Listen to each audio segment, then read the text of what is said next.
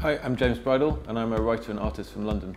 So I've got two works in the show, one of which is Dronestagram, which is an entirely online project where I follow the reports of drone strikes in Somalia, Pakistan, the Yemen, ones that take place outside declared theatres of war.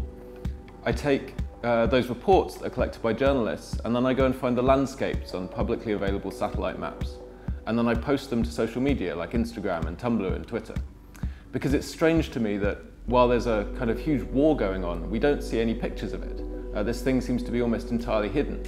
And yet at the same time, we've spent the last 20 years or so building the internet, which is a system for seeing everything. So I take those things and I kind of put them together and I put them out there for people to see, and then they comment on them and talk about them and share them. It's a way of kind of closing the loop between these military systems and the social systems.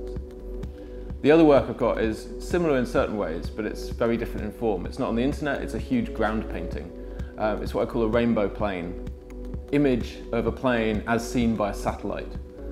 So when a satellite takes a picture, it doesn't just take a photograph, it sees in the infrared, in the ultraviolet, in red, green and blue separately.